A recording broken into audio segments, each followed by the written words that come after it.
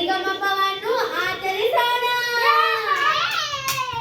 ಹಾಗೆ ನನ್ನ ಕಡೆಯಿಂದ ನಿಮ್ಮೆಲ್ಲರಿಗೆ ಶಿವರಾತ್ರಿ ಹಬ್ಬದ ಶುಭಾಶಯಗಳು. Thank you.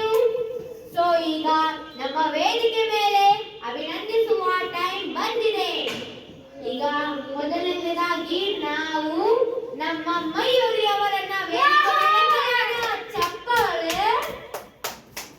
ಮಯೂರಿ, ನೀವು ಯಾವ ಸಾಂಗ್ ಹಾಡ್ತಾ ಇದ್ದೀರಾ ಹೇಳಿ.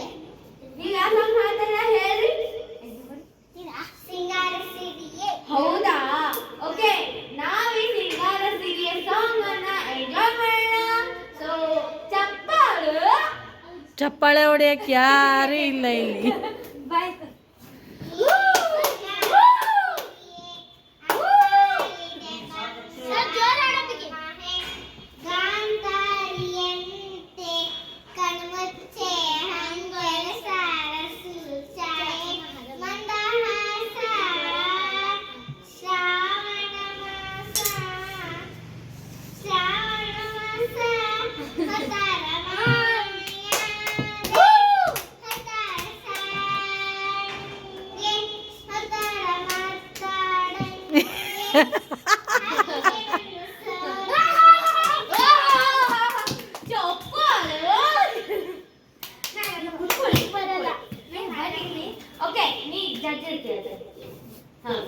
ಈಗ ನಮ್ಮ ಮಯೂರಿ ಅವರು ಸಿಂಗಾರ ಸಿರಿಯ ಹಾಡ ಹಾಡಿದರೆ ನಾವು ಇದನ್ನ ವೀಣಾ